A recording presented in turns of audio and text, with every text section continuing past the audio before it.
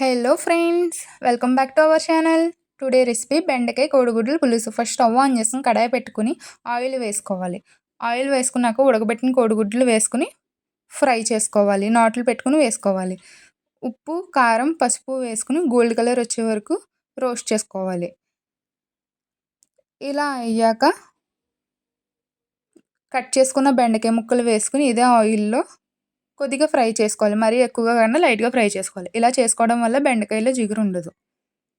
తర్వాత చిన్న నిమ్మకాయ సైజ్ అంతా చింతపండు తీసుకుని నానబెట్టుకోవాలి వాటర్ వేసుకుని. బెండకాయలు ఈ మాదిరిగా ఫ్రై అయితే సరిపోతాయి. ఇలా ఫ్రై అయినాయి పక్కకు తీసుకుని పెట్టుకుని అదే ఆయిల్లో ఆవాలు, జీలకర్ర, పచ్చిమిర్చి, ఉల్లిపాయలు వేసుకుని సాల్ట్ వేసుకుని పసుపు వేసుకుని బాగా కలుపుకోవాలి. ఇలా కలుపుకుని కొద్దిగా మగ్గినాక అల్లం వెల్లుల్లి పేస్ట్ వేసుకుని బాగా కలపాలి.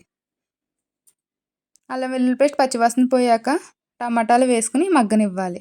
కొద్దిగా మగ్గిన తర్వాత ధనియాల పొడి, జీలకర్ర పొడి, గరం మసాలా, కారం వేసుకుని బాగా కలిపి ఇది కూడా బాగా మగ్గనివ్వాలి. ఇలా మగ్గిన తర్వాత చింతపండు రసం వేసుకుని బాగా ఉడకనివ్వాలి. ఇలా ఉడికిన తర్వాత ఫ్రై చేసుకున్న బెండకాయలు, కోడిగుడ్లు వేసుకోవాలి.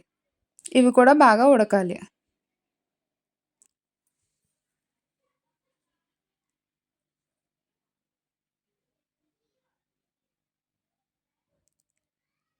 ఇలా ఉడికిన తర్వాత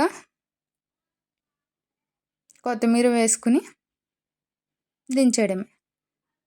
thank you all. Please subscribe.